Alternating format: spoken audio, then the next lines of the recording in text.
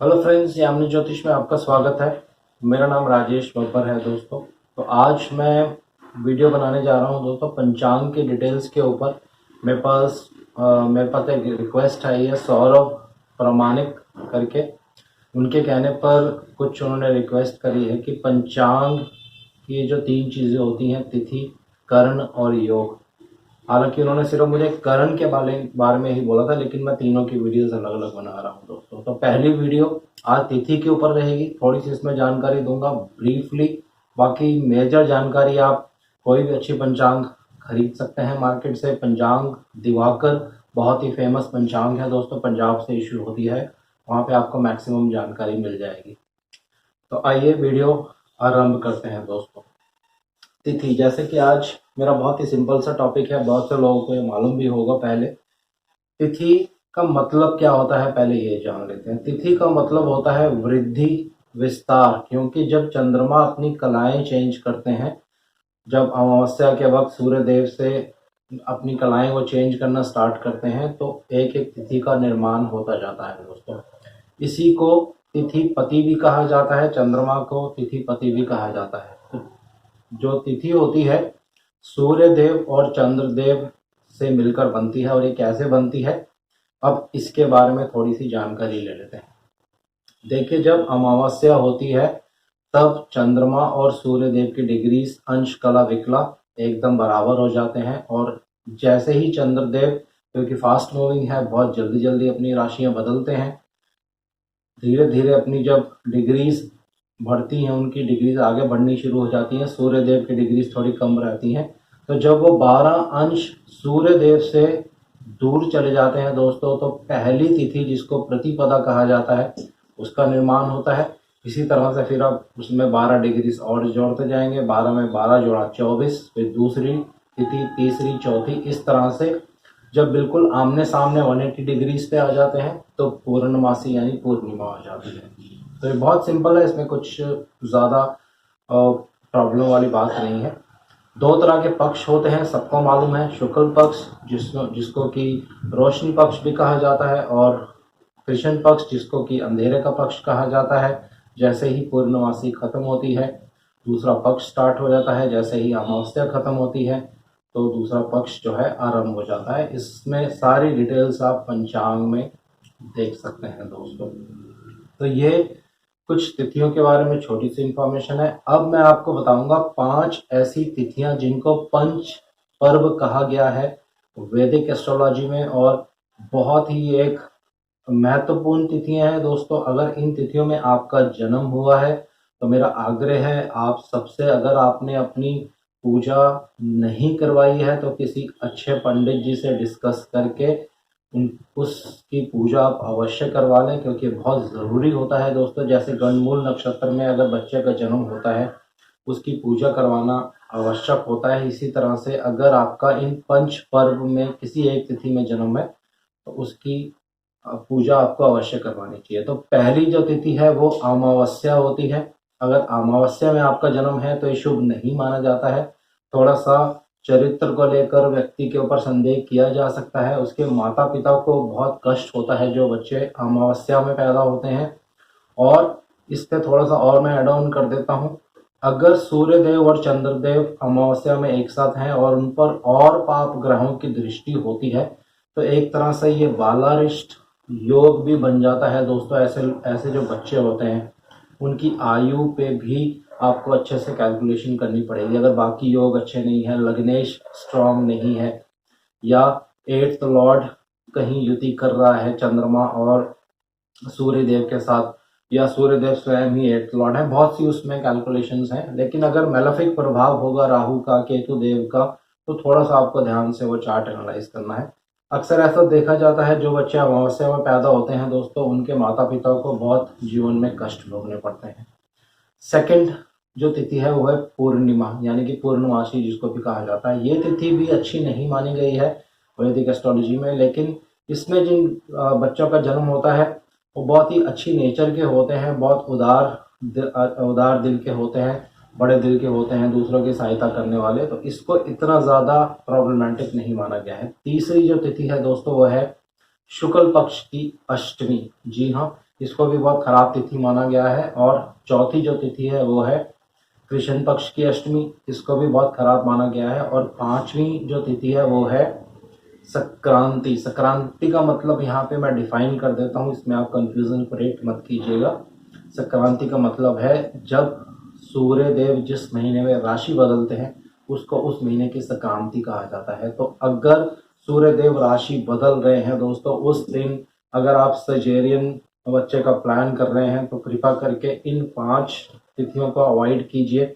और गंडमूल नक्षत्र में भी अगर आपको बच्चे का जन्म करवाना है तो उसमें कोई प्रॉब्लम नहीं होती है। उसके लिए कुछ डिग्रीज हैं जो मेंशन की जाती हैं, इसमें मैं अभी जल्दी ही एक वीडियो बनाने वाला हूं और उसमें पूर्ण रूप से आपको बताऊंगा कि गंडमूल में जो बच्चे पैदा होते हैं उनमें कोई बुराई नहीं होती है दोस्तों। सिर्फ एक पर्टिकुलर पॉइंट होता है, एक पर्टिकुलर डिग्रीज होती हैं, उतनी डिग्री में अगर लगन होता है तभी गंडमूल नक्षत्र का इफेक्ट आता है, अदरवाइज कोई इफेक्ट नहीं आता है।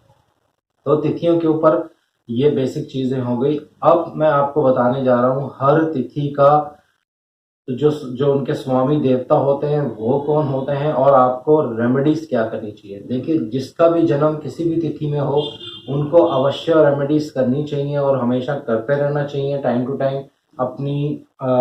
अपने बजट के अकॉर्डिंग अगर आप दान पुण्य करना चाहते हैं तो कर सकते हैं दोस्तों।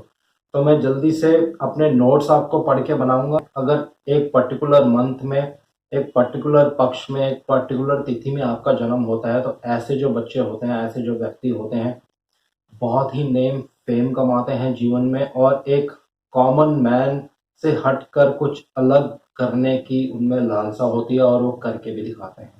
तो उसके बारे में भी मैं भी आपको बताऊंगा। उससे पहले मैं आपको तिथियों के लॉर्ड्स और उनकी रेमेडीज बताने जा रहा हूँ। दोनों पक्षों के लिए तिथियां हमेशा सेम रहेंगी, उनके उपाय हमेशा सेम रहेंगे, चाहे आपका कृष्ण पक्ष में जन्म हो चाहे आपका शुक्ल पक्ष में जन्म हो।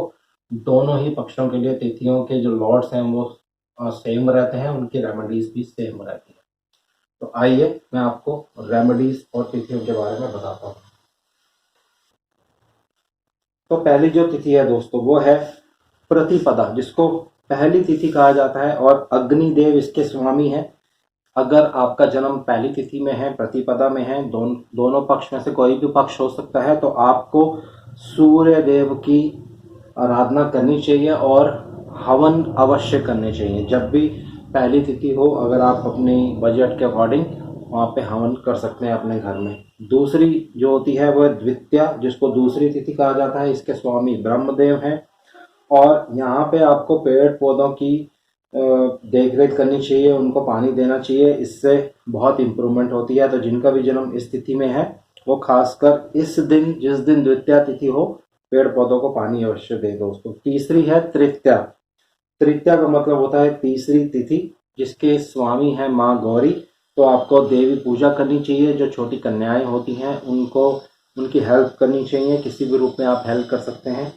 चौथी, जिसको चतुर्थी कहते हैं, ये फोर्थ तिथि होती है। गणेश जी इसके स्वामी हैं। गणेश जी की पूजा आपको अवश्य करनी चाहिए दोस्तों और लड्डुओं का दान जरूर करना चाहिए अगर आपका चौथी तिथि में जन्म है। पंचमी यानी कि पांचवी, इसके स्वामी नाग देवता होते हैं। तो शिव जी के शिवलिंग पर आप जरूर दूध चढ़ाएं दोस्तों, इससे आपको बहुत इम्प्रूवमेंट मिलेगी। उसके बाद है षष्ठी, जिनका जन्म षष्ठी तिथि में है, सिक्स्थ तिथि जिसको कहा जाता है, इसके स्वामी भगवान कार्तिकेय होते हैं। तो आपको भगवान कार्तिकेय की पूजा करनी चाहिए। या षष्ठी देवी होती हैं, उनकी बुक्स आपको, पूजा की बुक आपको मार्केट से मिल जाएगी, उनकी पूजा आराधना आपको करनी चाहिए। सप्तमी तिथि, जिनका 7th तिथि में जन्म है, इसके स्वामी सूर्य देव हैं दोस्तों। तो सूर्य उपासना आपको करनी चाहिए। अष्टमी तिथि में अगर आपका जन्म है, इसके लॉर्ड स्वामी देवता जो भगवान शिव हैं, तो भगवान शिव की उपासना आपको करनी चाहिए। शिवलिंग पर जल, दूध, शहद तीनों मिलाकर आपको जरूर चढ़ाना चाहिए दोस्तों। नवमी तिथि, जिसको 9th तिथि कहते हैं, माँ दुर्गा इसकी स्वामी देवता हैं, तो माँ दुर्गा की उपासना करनी चाहिए। दशमी तिथि में जिसका जन्म है, 10वीं तिथि जिसको कहा जाता है, इसके जो स्वामी हैं वो काल होते हैं और जिसको यमराज भी आप कह सकते हैं। तो रुद्राभिषेक अवश्य करना चाहिए ऐसे लोगों को दोस्तों। एकादशी 11वीं तिथि जिसको कहा जाता है, इसके स्वामी विश्वदेव माने जाते हैं। एक तरह से विष्णु के रूप ही हैं, तो विष्णु देव भगवान की पूजा आपको ज़रूर करनी चाहिए दोस्तों।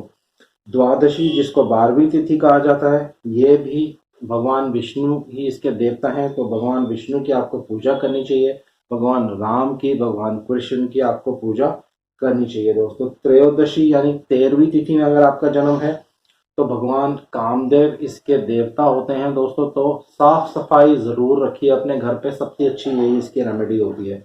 चतुर्दशी यानी 14वीं तिथि 14th, इसके स्वामी भगवान शिव हैं, तो भगवान शिव की आराधना पूजा करनी चाहिए।